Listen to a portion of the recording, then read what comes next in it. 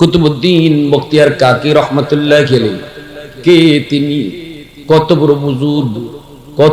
বড় বুজুর্গ ছিলেন, যিনি মৌতের আগে ওসিয়ত করেছিলেন, আমার মৃত্যুর পর এমন একজন মানুষকে দিয়ে তোমরা জানাজা পড়াবা যিনি কয়েকটা আমলের অধিকারী। এক নাম্বার হলো জীবনে কোনোদিন তার মসজিদে জামাত তরক হয় নাই। দুই নাম্বার হলো ওই মানুষটা জীবনে কোনোদিন আসরের সুন্নত নামাজ তরক করে নাই। তিন নাম্বার হলো যে মানুষটা জীবনে কোনোদিন তাহাজ্জুদের নামাজ কাজা করে নাই। যে মানুষটা জীবনে কোনোদিন বেগানা নারীর দিকে নজর দেয় নাই। এমন একটা মানুষ পাইলে তাকে দিয়ে জানাজা পড়াইও, যদি না পাও জানাজা সারা আমাকে দাফন দিও। আল্লাহু আকবার। এমন চারটা গুণ, জীবনে কোনোদিন মসজিদের জামাত তরক হয় নাই। যদি আমি এই মজলিসে একজন মানুষও তালাশ করি, কেউ দাঁড়ানোর সাহস নাই না। দুই নম্বর গুণটা ছিল জীবনে আসরের 4 রাকাত সুন্নত নামাজ যার তরক হয় নাই। আসরের 4 রাকাত সুন্নত হইল সুন্নতে গায়রে মুআক্কাদা, সুন্নতে জায়েদা, পড়লে সওয়াব না পড়লে গুনাহ নাই। কিন্তু হাদিসে অনেক অনেক সওয়াবের ঘোষণা। এজন্য এই সুন্নত নামাজটার অনেক দাম। আমরা তো পড়িই না, না পড়লে গুনাহ নাই যেহেতু, এজন্য পড়ি না। জোহরের 4 রাকাতটা পড়ি কারণ এটা মুআক্কাদা, না পড়লে গুনাহ হবে। কিন্তু আসরের সুন্নত তো আমরা না পড়লে গুনাহ নাই যেহেতু পড়ি না। কিন্তু উনি শর্ত লাগাই গেছে জোহরের সুন্নতের না, আসরের সুন্নত যেটা না পড়লে গুনাহ নাই, এই সুন্নতটাও জীবনে কোনোদিন শেষ সারে নাই। 3 নাম্বার হলো জীবনে কোনোদিন তাহাজ্জুদের নামাজ তার মিস হয় নাই। তাহাজ্জুদের নামাজ কোন টাইমে পড়ে? আসরের আগে না জোহরের পরে? কি হবে? তাহাজ্জুদের নামাজ শেষ সাথে পড়ে, ঠিক না?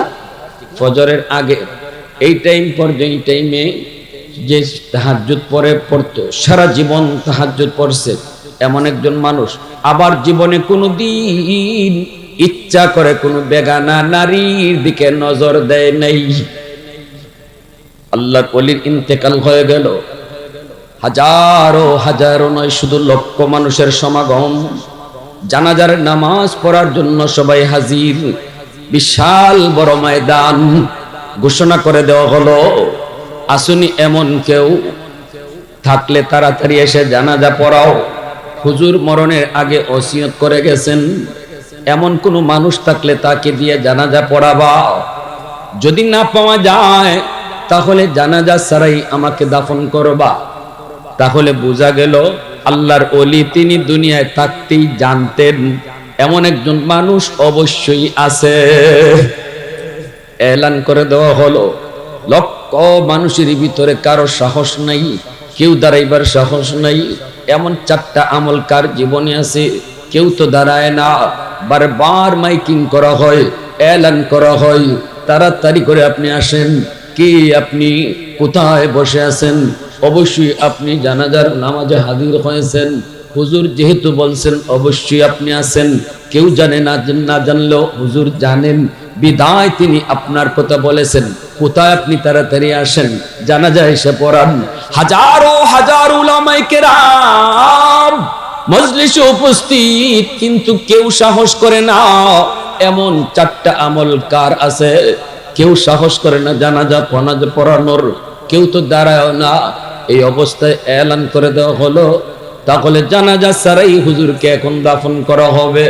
যেই মাত্র এই ঘোষণা হয়, হঠাৎ করে একজন মানুষ লক্ষ মানুষের ভিতর থেকে আস্তে করে রুমালটা দিয়ে মুখটা ডাইকা দাঁড়াইয়া সোজা জানাজার দিকে, লাশের দিকে আসতেছে। কে সেই মানুষ? তিনি কোন আলেম নন, তিনি কোন আলেম নন। তিনি কে? অবাক হবেন, অবাক। আমরা মনে করি কোন সরকারের পদে বসলে পরে খালি চুরি আর ডাকাতি শিখতে হয়, সরকারি পদে বইসেও আল্লাহর ওলি হওয়া যায়। এই যুগে আমাদের এটা মাথায় আসে না, ঠিক না? আমরা মনে করি যে যত বড় সরকারি চেয়ারে বইছে হে তত বড় ডাকাইত হইছে, কিন্তু ওই যুগে তিনি কে? দিল্লির সুলতান, দিল্লির সুলতান যার নাম ছিল শামসুদ্দিন আলতামাস রহমতুল্লাহি আলাইহি। আল্লাহু আকবার। দ্বীনের নবী, মায়ার নবী বলেন, উম্মতের দল, দুনিয়াতে তোমার সন্তান আগমন করে আল্লাহর ওলি হইয়া। সমস্ত সন্তান মার গর্ভ থেকে দুনিয়ায় যখন আসে, মঈনুদ্দিন চিশতির মতো, আব্দুল কাদের জিলানীর মতো এমন ওলি হইয়া নবীজি বলেন দুনিয়াতে আগমন করে। এরপরে তার বুজুর্গি নষ্ট হয় কেমন করে, তার বিলায়ত নষ্ট হয় কেমন করে, তার মারিফত নষ্ট হয় কেমন করে। আল্লাহর নবী বলেন, উম্মতের দল, তার মা বাবার ভুল সিদ্ধান্তের কারণে, বাপ মা এই কথা ভুলে যাওয়ার কারণে আল্লাহর পক্ষ থেকে সন্তান আমানত। অতএব আল্লাহর মর্জি মতো সন্তানকে লেখাপড়া করাইতে হবে, আল্লাহর মর্জি মতো সন্তানকে খাওয়া পড়া করাইতে হবে। এই কথাটা বাপ মা ভুলে যাওয়ার কারণে নবীজি বলেন বহু সন্তান পথভ্রষ্ট হবে, বেনামাজি হবে, মদকুর হবে, গাঞ্জাকুর হবে, সন্তান ইহুদি হবে, নাসারা হবে, মুশরিক হবে। নবীজি বলেন এটা সন্তানের দোষে নয়, মা বাবার ভুল সিদ্ধান্তের কারণে। আমার সন্তান আগমন করলো আমার আল্লাহর জমিনে, ঘরের পরিবেশ, যেই পরিবেশে সে বড় হবে, এই পরিবেশটা আমি কেমন করে বানাইলাম, আমার ঘরের পরিবেশ কেমন, এই পরিবেশের আসর যায় সন্তানের উপরে পড়বে। যদি ঘরের পরিবেশটা আল্লাহর মর্জি মতো হইতো, ঘরে যদি টেলিভিশন না চলতো, ঘরে যদি গান বাজনা না চলতো, ঘরে যদি কোরআন তেলাওয়াতের আওয়াজ থাকতো, তাহলে আমার সন্তান আগমন করেছে যেমন আল্লাহর ওলি হইয়া, ঘরের পরিবেশেও সে আল্লাহর ওলি থাকতো। এরপরে যখন আমি তারে ভর্তি করব পড়ালেখায়, ওখানে যদি আমি তারে মাদ্রাসায় পড়াইতাম, আমি যদি আল্লাহর পরিচয় তার কলিজার ভিতরে দিতাম, সেখানেও সে আল্লাহর ওলি হয়ে থাকতো। এরপরে কবর পর্যন্ত সে আল্লাহর ওলি হইয়েই কবরেও যাইত। যেরকম সুবহানাল্লাহ। কিন্তু যুবক, আমার ভুলের কারণে, আমি বাবার ভুলের কারণে আমার সন্তানের মারিফত আজকে নষ্ট হলো, আমার সন্তানের বুজুর্গি আজকে নষ্ট হলো। কারণ সন্তান ঘরের পরিবেশ দেখতেছে, মায় গান শুনে, দেখতেছে মায় বেপরদায় চলে, দেখতেছে বাবায় টেলিভিশন দেখে, দেখতেছে মায়ের নামাজ পড়ে না, দেখতেছে ঘরের ভিতরে নামাজের পরিবেশ নাই, কোরআন তেলাওয়াতের আওয়াজ হয় না। যার কারণে আমার সন্তান আসছিল মঈনুদ্দিন চিশতির মতো ওলি হইয়া, এই উবিলায়ত, এই বুজুর্গিয়ার মারিফত নষ্ট করলাম আমি মা, আমি বাবা। কানে তার আওয়াজ যাওয়ার কথা কোরআন তেলাওয়াতের, কিন্তু না, আমি তার কানে আওয়াজ পৌঁছাইলাম গানের আওয়াজ, ঠিক কিনা? কান হলো তার অডিও রেকর্ডার, চোখ হলো সন্তানের ভিডিও রেকর্ডার। যদিও অবুঝ শিশু, দুধের বাচ্চা, আমি মনে করি বুঝে না, বুঝে না, কিন্তু নবীর হাদিস বলে দুধের বাচ্চাও সবকিছু বুঝে। আল্লাহ তারে চোখ দিয়েছেন ভিডিও রেকর্ডার বানায়া, কান দিয়েছেন আল্লাহ তারে অডিও রেকর্ডার বানায়া।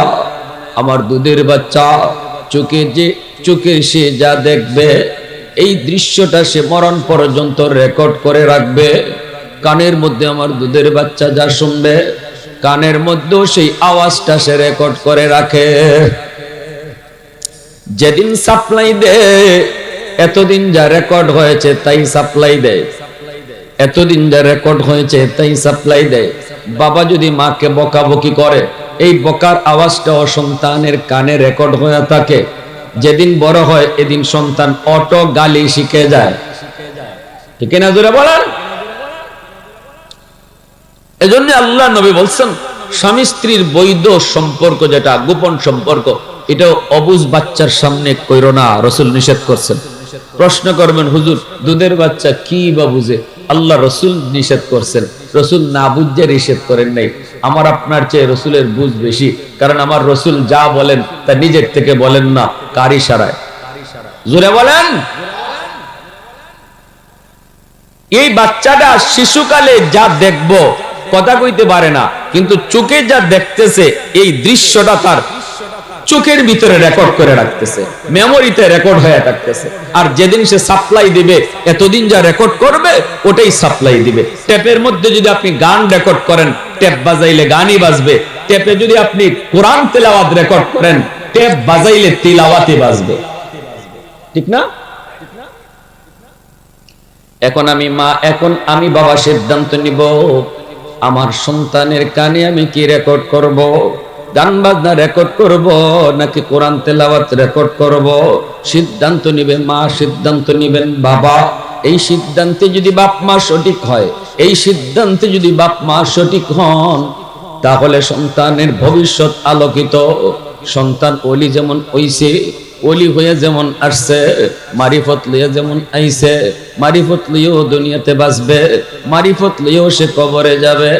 আর যদি মা বাবা ভুল সিদ্ধান্ত এই ব্যাপারে নাও, তাহলে সন্তান আসছিল ওলি হইয়া, জাহান্নামী বানাইলাম আমি মা বাবা। তাহলে তো সন্তান আল্লাহর কাছে মার বিরুদ্ধে মামলা দিবেই। এ আমার ভাই যুবক, বাবার চেয়ে মায়ের আসর সন্তানের উপরে বেশি পড়ে। অনেক মায়েরা এখানে আসছেন, আমি কিছু কথা বলি, একটু মন দিয়ে শুনেন। বাবার চেয়ে সন্তানের উপরে মায়ের আসর বেশি পড়ে। এজন্য কিয়ামতের ময়দানে সন্তানের ব্যাপারে আল্লাহ পাক বাবাকে যদি একটা প্রশ্ন করে, মাকে দুইটা করবে। কারণ সন্তান মার কাছে ছিল বেশি, পেটে ছিল 10 মাস 10 দিন, এটাও মায়ের পেটে, ঠিক না? পেটে সন্তান থাকা অবস্থায় মা যা করে, এই সন্তানের উপরে মার কাজটা গিয়ে আসর করে। পেটে সন্তান নিয়ে যদি মা বেশি বেশি মিষ্টি খায়, সন্তান বড় হওয়ার পরে মিষ্টি প্রিয় হয়। পেটে সন্তান নিয়ে যদি মা বেশি বেশি টক খায়, সন্তান বড় হওয়ার পরে টক প্রিয় হয়। পেটে সন্তান নিয়ে যদি মা বেশি বেশি ঘুমায়, সন্তান বড় হওয়ার পরে অলস হয়।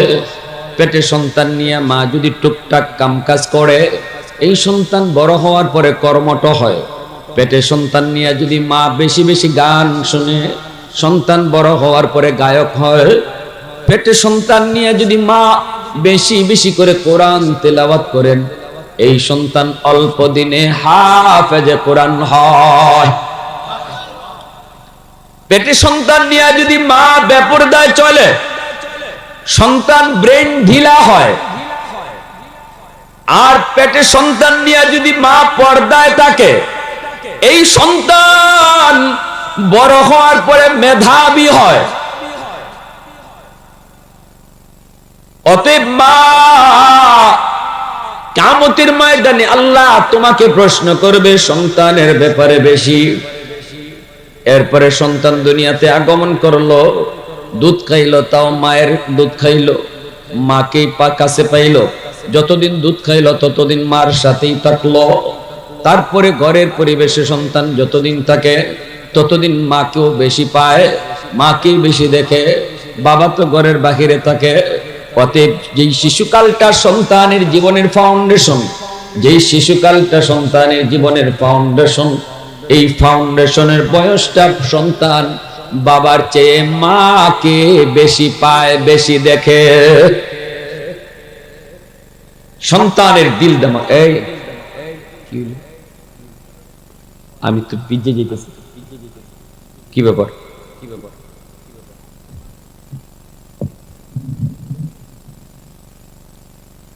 আল্লাহ, কষ্ট হইতেছে আপনাদের? এই কুয়াশার পানি মনে বৃষ্টির মতো পড়তেছে, তাও আজ শুনবে নাকি? আলহামদুলিল্লাহ, এটা জুসের সাথে আইছে। এটা জুসের সাথে আইছে। দেখো, কুয়াশার পানি বড় কার জ্বর তুফান হোক, হুজুর ওয়াজ শুনবো। আল্লাহ তুমি কবুল করো, জোরে কোন আমিন। আরো জোরে আমিন। কারা কারা সজাগ আছেন, মনোযোগ কার কার আছে, হাত উঠে আল্লাহরা দেখা। আল্লাহ কবুল করো, জোরে কই আমিন। আরো জোরে আমিন। আল্লাহ, ভাইয়ের আমার, দুধ খাওয়ানোর সময় যদি দুধ খাওয়ানোর সময় মা সতর্ক, দুধের বাচ্চাটা মা যদি ওই সময়ে দুধের বাচ্চার সামনে টেলিভিশন দেখে, তাহলে ওই টেলিভিশনের চিত্রটা দুধের সাথে যায় ঢুকতেছে। এটা একটা উদাহরণ দিই, উদাহরণ না দিলে বুঝবেন না, একটা দলিল দিতে হবে, দলিল না দিলে বুঝবেন না। দলিলটা হলো, বহুত বড় একজন আল্লাহর ওলি ছিলেন ভারতের, যার নাম ছিল কুতুবউদ্দিন বখতিয়ার কাকি রহমতুল্লাহি আলাইহি। নাম ছিল কি? কুতুবউদ্দিন বখতিয়ার কাকি। তিনি খাজা মঈনুদ্দিন চিশতি রহমতুল্লাহি আলাইহির সুযোগ্য শাগরেদ।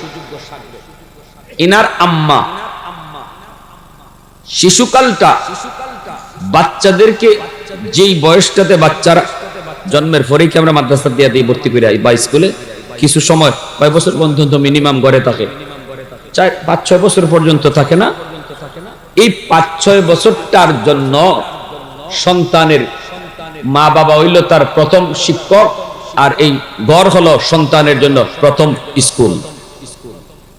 একজন মানুষের জীবনের সর্বপ্রথম শিক্ষক কেডা? কোন? মা বাবা। সর্বপ্রথম শিক্ষক কে?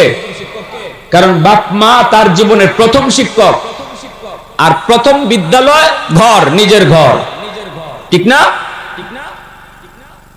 প্রথম শিক্ষকের কাছ থেকে প্রথম বিদ্যালয়ে মানুষ যা দেখে যা শিখে, এটা মরণ পর্যন্ত ইয়াদ থাকে। এটার আসর বেশি হয়, কারণ শিশুদের দিল দিমাগ কাদামাটির মতো। এই সময় কাদামাটিতে আপনি যা খুশি তা লিখতে পারবেন, মাটি শক্ত হয়ে গেলে লিখতে চাইলেও লেখা যায় না। এই শিশুকালটাতে বাচ্চারা যা শিখে, যা দেখে, যা বুঝে, এটা পাথরে খুদাই করে তার কলিজায় আর তার দিমাগে ঢুকাই দেওয়া হয়। স্কুল কলেজ ভার্সিটিতে গেলেও এই সন্তান শিশুকালে মার কাছ থেকে বাবার কাছ থেকে যা শিখছিল এটা কোনোদিন ভুলবে না। এজন্য আল্লাহর পরিচয়, আমার নবীর পরিচয়, জান্নাতের পরিচয়, জাহান্নামের পরিচয়, এগুলা শিশুকালে মার দায়িত্ব সন্তানকে বোঝানো। আল্লাহ, রসুল, জান্নাত, জাহান্নাম, বাবা এটা করলে আল্লাহ খুশি হয়, এইভাবে চললে আল্লাহ খুশি হয়, ডান হাতে খাও এতে আল্লাহ খুশি হয়। বাচ্চাটা দেখবেন কইব, আম্মা আল্লাহ খুশি হইলে কি হয়? আল্লাহকে ডা প্রথম প্রশ্নটাই করবে বাচ্চা, আম্মু আল্লাহকে? তখনই আপনি কই তুইব, আল্লাহ ইনি যিনি তোমাকে আমাকে সমস্ত কায়নাতকে যিনি বানাইছেন। এই কথাটা তার দিলে ঢুকতেছে, তার দিমাগে ঢুকতেছে। আমার আল্লাহর পরিচয় কম কথায় মা শিখাইয়া দিচ্ছেন আল্লাহর পরিচয়টা। তখনই কইব, আম্মু আল্লাহ খুশি হলে কি হয়? বাচ্চারা প্রশ্ন বারবার করে, ঠিক না? আল্লাহ খুশি হইলে কি হয়? আপনি কইলেন, বাবা আল্লাহ খুশি হলে আল্লাহ জান্নাত দেয়। বাচ্চাটার দিমাগের মধ্যে জান্নাত ঢুকলো, জান্নাত নামটা তার দিমাগে শিশুকালে আপনি ঢুকাইয়া দিলেন। এইবার বাচ্চাটা প্রশ্ন করবো, আম্মু জান্নাতে গেলে কি হয়? বলে, জান্নাতে আল্লাহ সুখ শান্তি আরাম আয়েশ রাখছে আজীবনের জন্য, ওই জান্নাতে মরণ নাই, যে জান্নাতে যাইব আজীবন সে সুখ শান্তি পাইব। ওই কথাগুলো এইভাবে ঢুকাইলেন। সালাম কালাম তারে শিখান, কালেমা তারে শিখান, ঘুমের দোয়া তারে শিখান, খাওয়ানোর দোয়া তারে শিখান। এইভাবে তারে সন্তান যেই বয়সটাতে সে মার কাছে থাকবে, বাবার কাছে থাকবে, ঘরের পরিবেশ, এখনো স্কুলে বা মাদ্রাসায় ভর্তি করার টাইম হয় নাই, ওই সময়টাতে যা শেখানোর তা আপনি তারে শিখান। আজও আমার মনে পড়ে যুবক, আজও মনে পড়ে, আমার বয়স হয়তো এরকমই, হয়তো বা এরকম 6-7 বছর, স্কুলে হয়তো 3-তে না 4-এ জানি পরিমাণ নাই। আব্বার পাশে আব্বার একজন বন্ধু আমাদের বাসায় আসলেন, রুমে বৈশা বৈশা গল্প করেন। আমি ছোট্ট মানুষ, আব্বার কাছে গেলাম, যাই আব্বার কাছে যাই ঘেঁষাঘেঁষি করি। ছোট ছোট বাচ্চারা বাবার কাছে আইসি এরকম ভাবে শরীর লাগায় লাগায় ঘষাঘষি করে। কি করেন? আব্বা আমারে কইতেছেন, আব্বু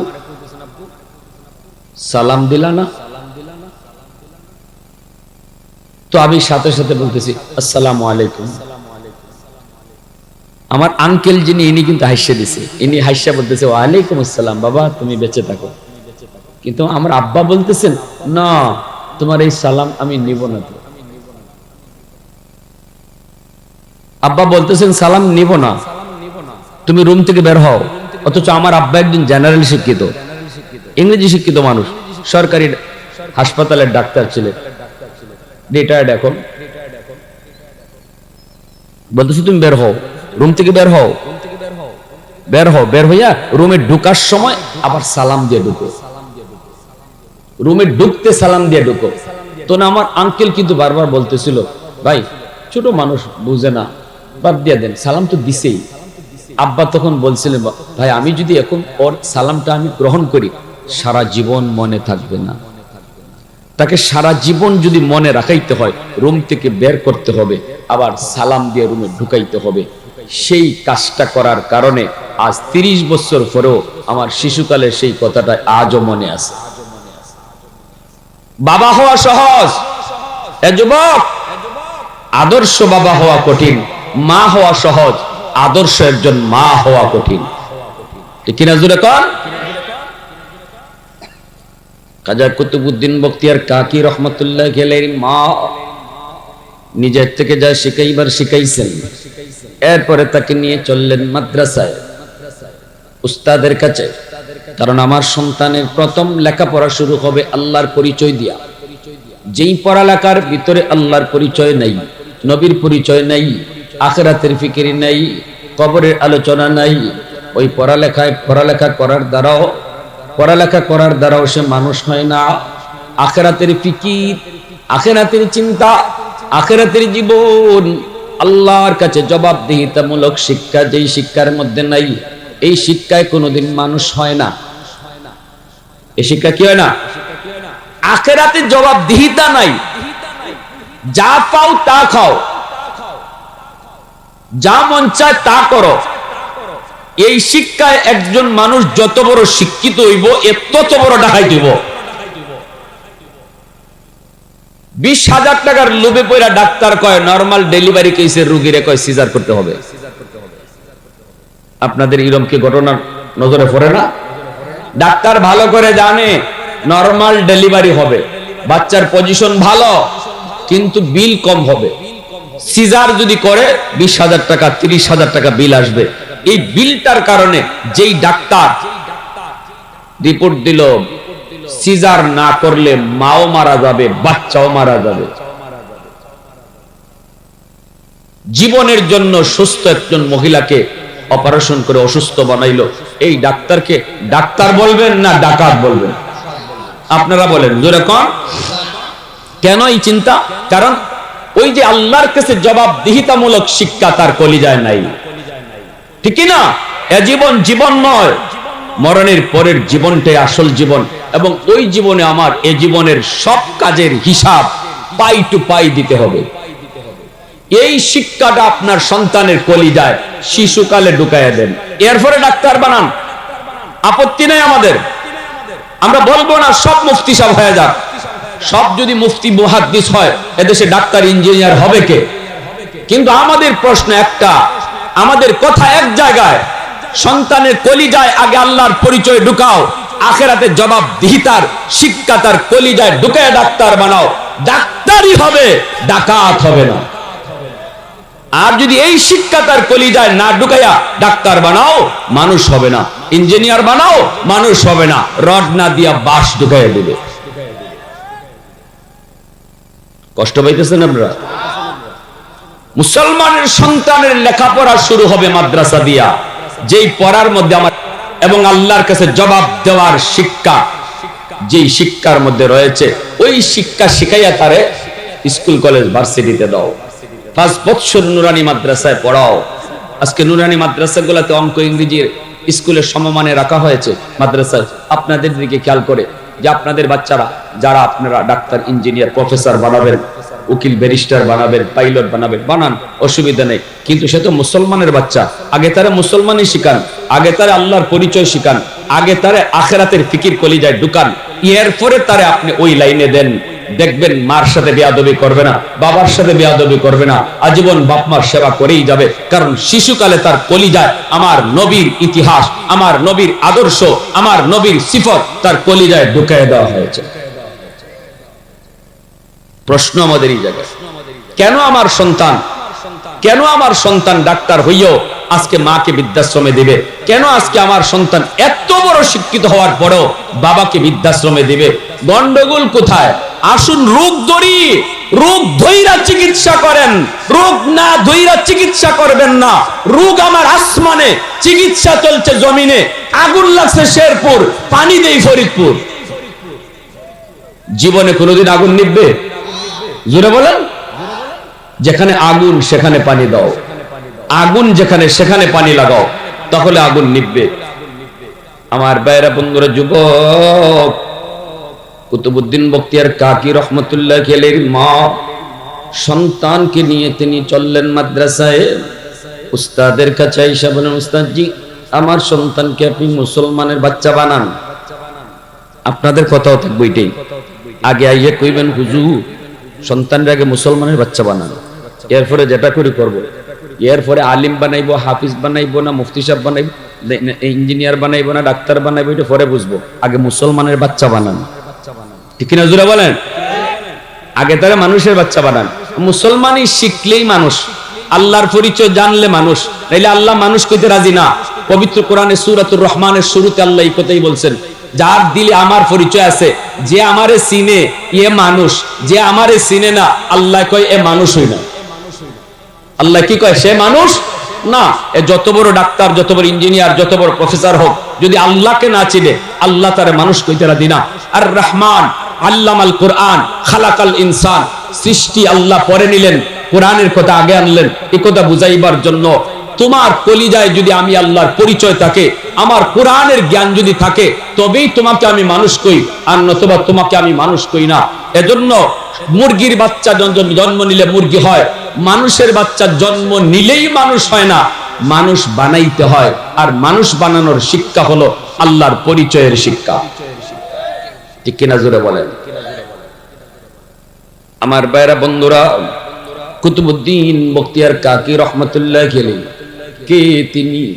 কত বড় বুজুর্গ, কত বড় বুজুর্গ ছিলেন, যিনি মৌতের আগে ওসিয়ত করেছিলেন, আমার মৃত্যুর পর এমন একজন মানুষকে দিয়ে তোমরা জানাজা পড়াবা, যিনি কয়েকটা আমলের অধিকারী। এক নাম্বার হলো, জীবনে কোনোদিন তার মসজিদে জামাত তরক হয় নাই। দুই নাম্বার হলো, ওই মানুষটা জীবনে কোনোদিন আসরের সুন্নত নামাজ তরক করে নাই। তিন নাম্বার হলো, যে মানুষটা জীবনে কোনোদিন তাহাজ্জুদের নামাজ কাজা করে নাই, যে মানুষটা জীবনে কোনোদিন বেগানা নারীর দিকে নজর দেয় নাই। এমন একটা মানুষ পাইলে তাকে দিয়ে জানাজা পড়াইও, যদি না পাও জানাজা সারা আমাকে দাফন দিও। আল্লাহু আকবার। এমন চারটা গুণ, জীবনে কোনোদিন মসজিদের জামাত তরক হয় নাই। যদি আমি এই মজলিসে একজন মানুষও তালাশ করি, কেউ দাঁড়ানোর সাহস নাই না। দুই নম্বর গুণটা ছিল, জীবনে আসরের 4 রাকাত সুন্নত নামাজ যার তরক হয় নাই। আসরের 4 রাকাত সুন্নত হইল সুন্নতে গায়রে মুআক্কাদা, সুন্নতে জায়েদা, পড়লে সওয়াব না পড়লে গুনাহ নাই, কিন্তু হাদিসে অনেক অনেক সওয়াবের ঘোষণা। এজন্য এই সুন্নত নামাজটার অনেক দাম। আমরা তো পড়িই না, না পড়লে গুনাহ নাই যেহেতু, এজন্য পড়ি না। জোহরের 4 রাকাতটা পড়ি, কারণ এটা মুআক্কাদা, না পড়লে গুনাহ হবে। কিন্তু আসরের সুন্নত তো আমরা না পড়লে গুনাহ নাই যেহেতু পড়ি না। কিন্তু উনি শর্ত লাগাই গেছে জোহরের সুন্নতের না, আসরের সুন্নত যেটা না পড়লে গুনাহ নাই, এই সুন্নতটাও জীবনে কোনোদিন শেষ সারে নাই। 3 নাম্বার হলো, জীবনে কোনোদিন তাহাজ্জুদের নামাজ তার মিস হয় নাই। তাহাজ্জুদের নামাজ কোন টাইমে পড়ে? আসরের আগে না জোহরের পরে? কি হবে? তাহাজ্জুদের নামাজ শেষ সাথে পড়ে, ঠিক না? ফজরের আগে। এই টাইম পর্যন্ত, এই টাইমে যে তাহাজ্জুদ পড়তো, সারা জীবন তাহাজ্জুদ পড়ছে এমন একজন মানুষ আবার জীবনে কোনোদিন ইচ্ছা করে কোনো বেগানা নারীর দিকে নজর দেয় নাই। এরকম মনে হয় আমরা সবাই এখানে এমনই আছি না? বেগানা নারীর দিকে ইচ্ছা করে নজর দেয় না এই যুগে। মিলানি, এজন্য হাকিম আক্তার সাহেব রাহিমাহুল্লাহ তিনি বলছেন, এই ফিতনার যুগে এতগুলো আমল লাগতো না, শুধু একটা আমলের গ্যারান্টি যদি কেউ দেয়, যদি একটা আমলের গ্যারান্টি আমাকে কেউ দেয়, আমিও তার গ্যারান্টি দিয়ে একটা পুরস্কারের কথা বলবো। কি গ্যারান্টি? তিনি বলছিলেন, যদি কেউ গ্যারান্টি দিয়া কয় আমি ইচ্ছা করে কোনো বেগানা নারী দেখি না, বাস্তবেও না, মোবাইলেও না, যদি এই গ্যারান্টিটা আমাকে কেউ দিতে পারে, হাকিম আক্তার সাহেব আরেফ বিল্লাহ তিনি বলেন, আমি গ্যারান্টি দিয়া না, খালি কাগজে লিখকে দিমু সে আল্লাহর ওলি হয়ে গেছে। এই যুগে আল্লাহর ওলির ইন্তেকাল হয়ে গেল, হাজারো হাজারো নয়, শুধু লক্ষ মানুষের সমাগম, জানাজার নামাজ পড়ার জন্য সবাই হাজির। বিশাল বড় ময়দান, ঘোষণা করে দেওয়া হলো, আসুনি এমন কেউ থাকলে তাড়াতাড়ি এসে জানাজা পড়াও। হুজুর মরণের আগে ওসিয়ত করে গেছেন, এমন কোন মানুষ থাকলে তাকে দিয়ে জানাজা পড়াবা। যদি না পাওয়া যায় তাহলে জানাজা ছাড়াই আমাকে দাফন করবা। তাহলে বোঝা গেল আল্লাহর ওলি তিনি দুনিয়ায় থাকতেই জানতেন এমন একজন মানুষ অবশ্যই আছে, ঠিক না? নাইলে এই কথা কেন কইতেন যে তাহলে আমারে জানাজা ছাড়াই দাফন দিলাই? ভাই, জানাজা ছাড়া দাফন কেউ হয় নাকি? হ্যাঁ, উনি কইছে যদি নাওই পাও জানাজা ছাড়া দিবা। তাহলে বোঝা গেল আল্লাহর ওলি তিনি জানতেন আর উনি জানতো, দুনিয়ার আর কেউ না জানলো, এরা দুইজনে জানাজানে ছিল। এক ওলি আর এক ওলির খবর জানে, মানিকে মানিক চিনে, রতনে রতন চিনে, ঠিক কিনা ভাই? প্রশংসা করবো কার? আওয়াজ দিয়া বলো কার? ওয়াহদাত কি হিফাজত नहीं बेकुव्वत बाजू, वहदत की हिफाजत नहीं बेकुव्वत बाजू, आती नहीं कुछ कमी अक्ल खुदादार, आती नहीं कुछ कमी अक्ल खुदादार। ऐ मर्द खुदा तुझको कुव्वत नहीं हासिल, जा बैठ किसी गार में अल्लाह का कर याद, ये सच ही कि बातिल की तरफदार नहीं हम, गद्दार न समझो हमें गद्दार नहीं हम, फूलों की तरह नरम मिजाज अपना है नजार, हम तीर नहीं नेज़ा व तलवार नहीं हम तीर नहीं नेज़ा व तलवार नहीं हम। মুসলমানের আওয়াজে কও আল্লাহু আকবার। হয় নাই আরো জোরে আল্লাহু আকবার। এলান করে দেওয়া হলো, লক্ষ মানুষের ভিতরে কারো সাহস নাই, কেউ দাঁড়াইবার সাহস নাই, এমন চারটা আমল কার জীবনে আছে, কেউ তো দাঁড়ায় না। বারবার মাইকিং করা হয়, এলান করা হয়, তাড়াতাড়ি করে আপনি আসেন। কি আপনি কোথায় বসে আছেন? অবশ্যই আপনি জানাজার নামাজে হাজির হয়েছেন। হুজুর যেহেতু বলছেন অবশ্যই আপনি আছেন, কেউ জানে না, না জানলেও হুজুর জানেন, বিদায় তিনি আপনার কথা বলেছেন। কোথায় আপনি তাড়াতাড়ি আসেন, জানাজা এসে পড়ান। হাজারো হাজার উলামায়ে কেরাম মজলিসে উপস্থিত, কিন্তু কেউ সাহস করে না। এমন চারটা আমল কার আছে? কেউ সাহস করে না জানাজা পড়ানোর, কেউ তো দাঁড়ায় না। এই অবস্থায় এলান করে দেওয়া হলো, তাহলে জানাজা ছাড়াই হুজুরকে এখন দাফন করা হবে। যেই মাত্র এই ঘোষণা হয়, হঠাৎ করে একজন মানুষ লক্ষ মানুষের ভিতর থেকে আস্তে করে রুমালটা দিয়ে মুখটা ডাইকা দাঁড়াইয়া সোজা জানাজার দিকে, লাশের দিকে আসতেছে। আল্লাহু আকবার জোরে কইবেন না? আর একটু জোরে কোন আল্লাহু আকবার। লক্ষ মানুষ তাকায় রইল, কিন্তু মুখ দেখে না কেউ। রুমাল দিয়া মুখটারে ঢাইকা লাশটার দিকে আসতেছে জানাজা পড়ানোর জন্য। সামনে আসলো, আইসে আল্লাহর ওলি কুতুবউদ্দিন বখতিয়ার কাকি রহমতুল্লাহি আলাইহি, ওনার চেহারার উপর থেকে কাফনের কাপড়টা সরাইলো, সরায়া লোকটা তার চেহারাটা খুললো। চেহারাটা কইলা তাকায়া কয়, ও আল্লাহর ওলি, ও গল্লার বলি, কেন আপনি এই শর্ত লাগায় গেলেন?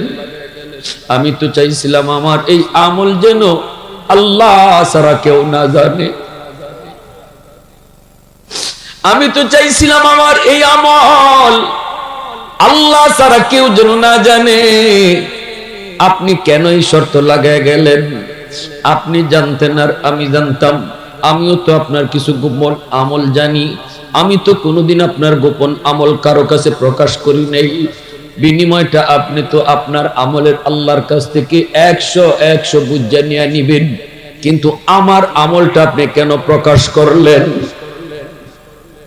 আমি তো বিনিময়টা শুধু আল্লাহর কাছে চাইছি। আল্লাহু আকবার। আমি তো আমার গোপন আমলের বিনিময় শুধু আল্লাহর কাছ থেকে শুধু চাইছিলাম। আপনি কেন এটা প্রকাশ করলেন? এই বইলেই কয় জানাজা দাঁড়াও। জানাজা রেডি হয়ে গেল, তিনি জানাজার নামাজ পড়ে ফেলছেন। আর বলছিলেন এতটুকুই, যদি এক বিন্দু পরিমাণ আমি আল্লাহর কাছে পুরস্কার কম পাই, এজন্য আমি কিয়ামতের মাঠে আপনাকে আল্লাহর সামনে দায়ী করব। সুবহানাল্লাহ, জোরে কর। তালিবে মৌলা হো মেরে ইশকে নিরালা, मैं तालिबे मौला हूँ मेरे इश्क़े निराला, है जुमला जहाँ जिनकी तजल्ली से उजाला, है जुमला जहाँ जिनकी तजल्ली से उजाला, मादरुद जहाँ गैर खुदा यार नदारम, जुज़ याद खुदा ही चिदिगुर कार नदारम, जुज़ याद खुदा ही चिदिगुर कार नदारम।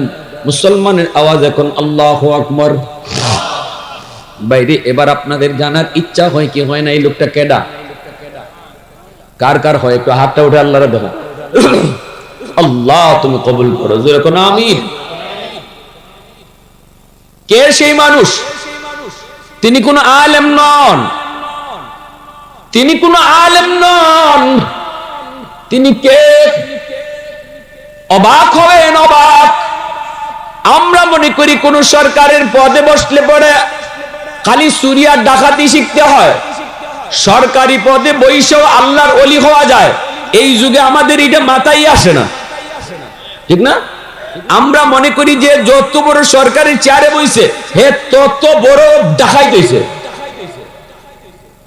কিন্তু ওই যুগে তিনি কে? দিল্লির সুলতান, দিল্লির সুলতান যার নাম ছিল শামসুদ্দিন আলতামাস রহমাতুল্লাহি আলাইহি। আল্লাহু আকবার। শুধু মন্ত্রী না, তিনি সুলতান, তিনি বাদশাহ, তিনি দিল্লির বাদশাহ, যার নাম ছিল শামসুদ্দিন আলতামাস রহমাতুল্লাহি আলাইহি। এত বড় আল্লাহর ওলি তিনি কে? তিনি ওই কুতুবউদ্দিন বখতিয়ার কাকির শাগরিদ, ওনারই শাগরিদ, ওনারই শাগরিদ। ওনার কাছ থেকেই তিনি আল্লাহকে চিনছেন, এনার কাছ থেকেই তিনি মারিফত নিয়েছেন। এজন্য পীরি পিসাব ছাত্ররে ভালো করে চিনত। তিনি বুঝতেছেন আমার ছাত্র এমনই, আমার শাগরিদ এমনই। এজন্য বলি যুবক, সন্তানকে ডাক্তার বানাও, ইঞ্জিনিয়ার বানাও, মন্ত্রী বানাও, প্রফেসর বানাও, ব্যারিস্টার বানাও, প্রধানমন্ত্রী বানাও, আপত্তি নাই।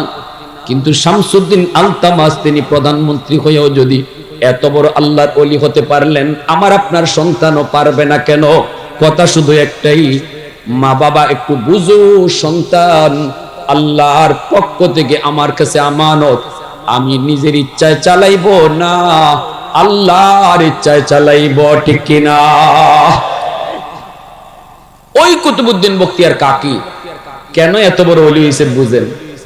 মা শিশুকালে নিয়ে গেছে উস্তাদের কাছে, উস্তাদজি আমার ছেলেটারে মুসলমানি শিখান দিয়া। তো মা চলে আসছে। এবার উস্তাদ কইতেছে, বাবা পড়ো আলিফ বা তা সা। কিন্তু ছোট্ট কুতুবউদ্দিন তিনি বলতেছেন, উস্তাদজি আলিফ বা নয়, আলিফ লাম মিম, যালিকাল কিতাবু লা রাইবা ফীহ। উস্তাদ শিখায় কই বাবা পড়ো আলিফ বা তা সা, কিন্তু ছোট্ট বাবু কুতুবউদ্দিন কয় আলিফ লাম মিম। শুধু আলিফ লাম মিম শেষ না, আল্লাহর কোরআনের 15 পারা উস্তাদের সামনে এক বসায় হিফজ শোনায়া দিলেন। অবাক হয়ে উস্তাদ শুনতেছেন, অবাক হয়ে শুনেন, আর উস্তাদের চোখ দিয়ে দর দর করে পানি ঝরে। বাবারে কি শুনাইতেছ রে বাবা? মাইকুল আলিফ বা শিখাইমু, আর তুমি কিনা আমাকে আলিফ লাম শিখাও। বাবা পর আরো পর, আল্লাহু আকবার। বাবা পর আরো পর, আরো শোনাও। এইভাবে 15 পারা হিফজ শুনে দিচ্ছেন। উস্তাদ অবাক হয়ে বলতেছে, বাবা চল। কুলে নিছেন, বুকে নিছেন, কপালে চুমু খায় কয় আম্মুর কাছে চলো।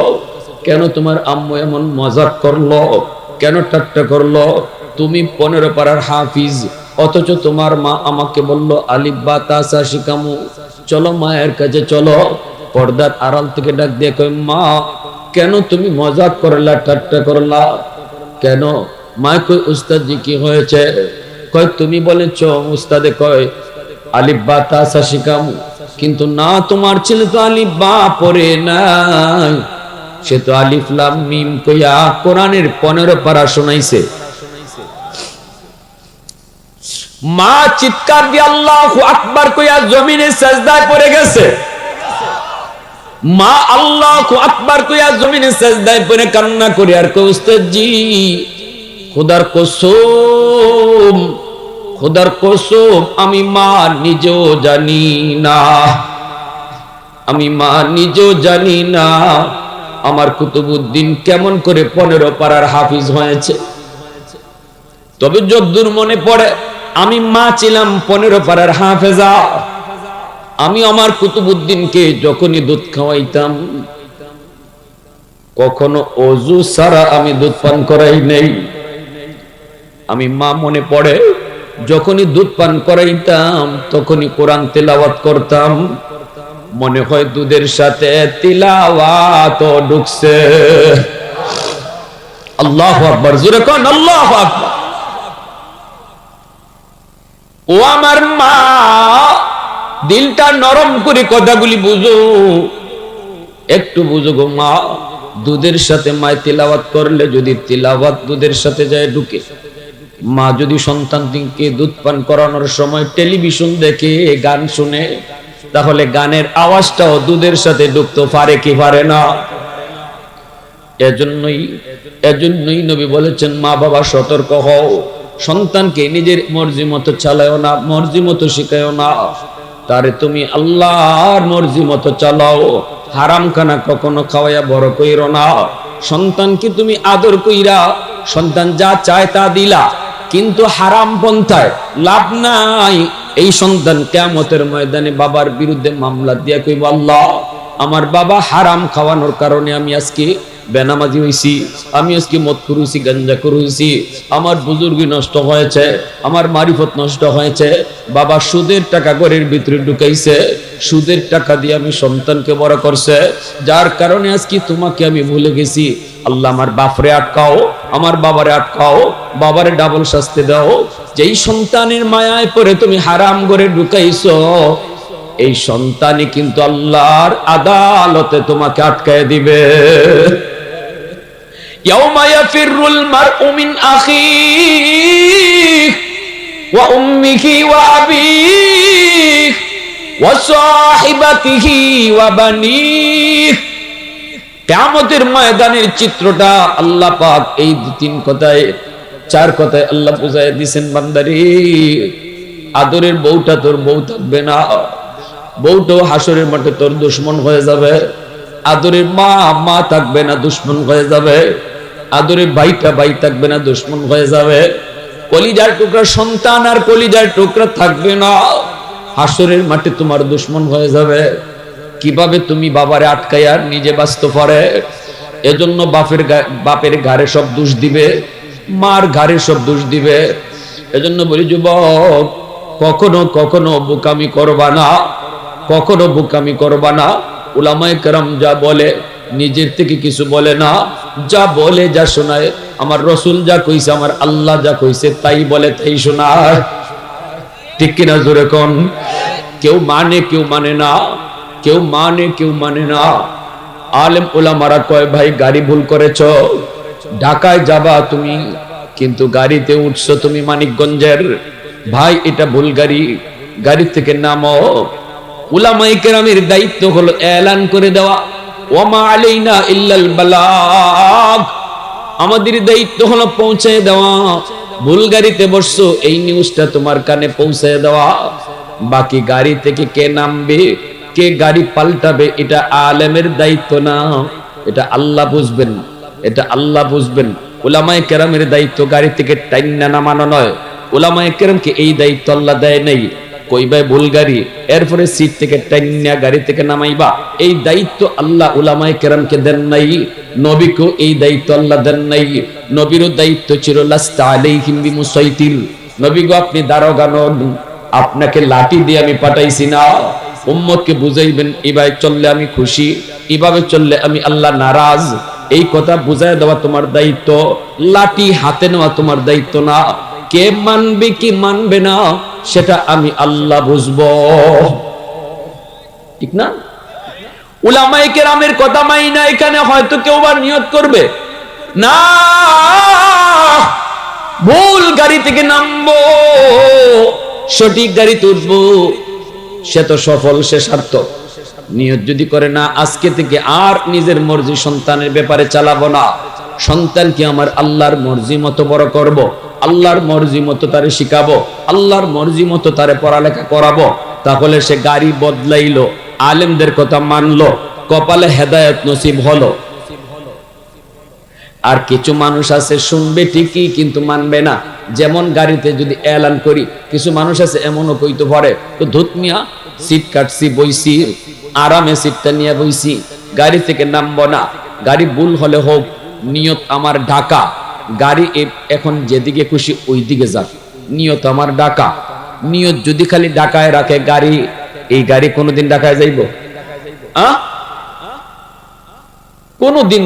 আমরা এখানে যারা বসছি সবার নিয়ত জান্নাতে যাওয়ার, ঠিক না?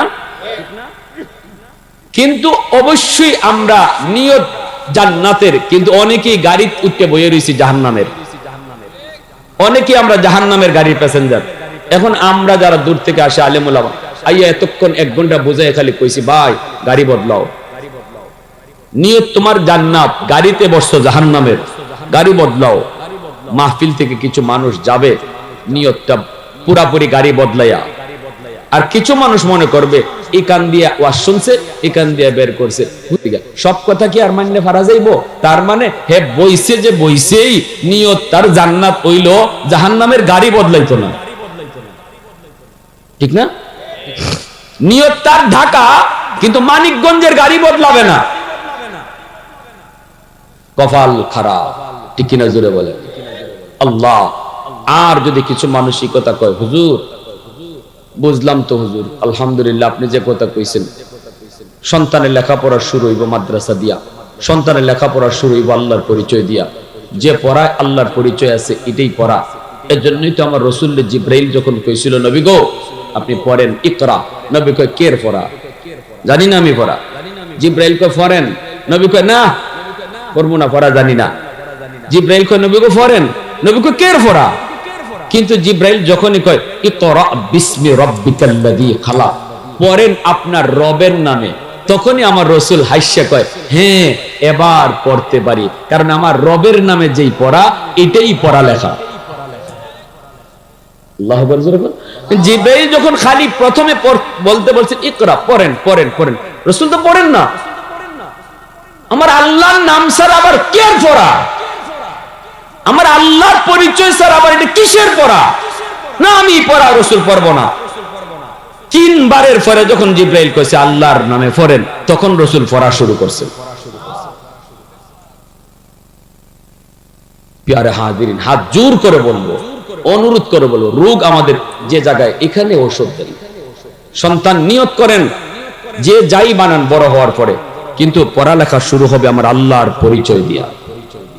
5 বছর নুরানি মাদ্রাসায় পড়াইবেন, স্কুলে 5 বছর পড়াইবেন, প্রাইমারিতে কি শিখবো? আগডুম বাগডুম গোরাডুম সাজে, ডাক ডুল বাজে। তো বাজলে কি হইছে? কি হইছেটা কিটা? ডাক ডুল বাজলো তো হে কি শিখলো? ব্যাঙ্গের ফাল, সাইকেল দৌড়ানি, কি শিখলো? কিন্তু এই 5টা বছর আমি নষ্ট করলাম সন্তানের, তাও কোন বছর? তার জীবনের ফাউন্ডেশন। আরে ফাউন্ডেশন যদি মজবুত হয়, বিল্ডিংও মজবুত হয়। শিশুকালটা হলো ফাউন্ডেশন জীবনের। এই 5টা বছর যদি মাদ্রাসায় পড়ান, তার জীবনের ফাউন্ডেশন মজবুত হলো ইসলামের উপরে, কোরআনের উপরে, ইসলাম আল্লাহর পরিচয়ের উপরে মজবুতির সাথে ফাউন্ডেশন করে উঠলো। আর যদি নিয়ত করেন হুজুর, না হুজুর আপনার মতো একজন আলিম হইতো, আমরা হাফিজ সাহেবের মতো একজন হাফিজ হইতো, আজকে যে কয়টা ছেলে হাফিজ পাগড়ি নিছে হুজুর দেখি আমার কলিজায় লাগছে। আজকে যে বাচ্চাগুলা পাগড়ি নিছে, এই বাচ্চাগুলার মা বাবার কলিজায় এই সময়টাতে কি পরিমাণ আনন্দ লাগছে, এই বাপমার কলিজায় কি সুখ বইতেছে, পৃথিবীতে অন্য কোনো বাপ মা সেটা বুঝবে না। ঠিক কিনা জোরে বলেন? আপনাদেরও মনের ভিতরে ইচ্ছা, আইরে আজকে যদি আমার ছেলেটা এরকম পাগড়ি পড়তো, আর যদি এরকম হুজুরা বলতো অমুকের ছেলে আজকে 30 পারা কোরআন সিনায় নিছে, তার ছেলেকে পাগড়ি দিতেছি। মনের ভিতরে এই ইচ্ছাটা সকলেরই জাগে। দুনিয়ার ধন্য ওই বাবা, ধন্য ওই মা, যেই বাবার সন্তানের মাথায় 30 পারা কোরআন মুখস্থর পরে মাথায় পাগড়ি পরানো হয়। কারণ কিয়ামতের ময়দানে আল্লাহ কইব, কই তোমরা মা বাবা? নবীর বাপ মা এসে কইব, আল্লাহ আমি অমুক নবীর আম্মা, অমুক নবীর আব্বা। আল্লাহ বলবেন, আমি কোন নবীর বাপ মারে খুঁজি না। সাথে সাথে একজন হাফেজের বাবা, হাফেজে কোরআনের মা, একজন আলেমের বাবা, আলেমের মা এসে কইব, আল্লাহ আমি অমুক হাফেজে কোরআনের মা, অমুক আলেমের বাবা। আল্লাহ হাসরবাসীর সামনে আল্লাহ তখন এলান করবেন, আমি তো তোমাদেরকেই খুঁজতেছি। মান কারা আল কুরআন ওয়া আমিলা বিমা ফিহি উলবিসা ওয়ালিদাহু তাজান ইয়াউমাল কিয়ামাহ। আল্লাহ নিজের হাতে হাফেজ সাহেবের আব্বা আম্মার মাথায় পাগড়ি আল্লাহ নিজের হাতে পরাইয়া দিবেন। সুবহানাল্লাহ, জোরে বলেন। সন্তানের মাথায় পাগড়ি পরাইলাম আমরা, কিন্তু বাপ মার মাথায় পাগড়ি পরাইবেন আল্লাহ। কেন? কারণ বাপ মা বহু কোরবানি করছে, সমাজের সাথে বহু যুদ্ধ করছে। সমাজের মানুষে কইছে মাদ্রাসা দিও না, দিও না, সার্টিফিকেট নাই, চাকরি নাই, চলবো কেমনে, খাইবো কেমনে, বউ ফালবো কি কইরা, কত কথা।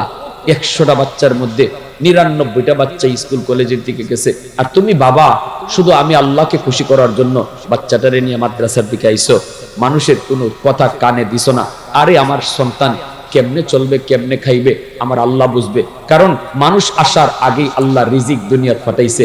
এই ইয়াকিন নিয়ে তুমি বাচ্চাটারে নিয়ে মাদ্রাসায় আইছো, সমাজের মানুষের সাথে যুদ্ধ কইরা ওই দিনই আমি আল্লাহ তুমি বাবার উপর খুশি হইয়া, তুমি মার উপর খুশি হইয়া তোমাদের জন্য নিজ হাতে পাগড়ি বানায়া রাখছি। কারা কারা নিয়ত আছে আল্লাহর হাতে পাগড়ি পরার? একটু হাত উঠে দেখেন, আল্লাহর হাতে পাগড়ি পরার নিয়ত কার কার আছে? মাশাআল্লাহ, আল্লাহ তুমি কবুল করো। সবাই বলেন আমিন, আরো জোরে বলেন আমিন।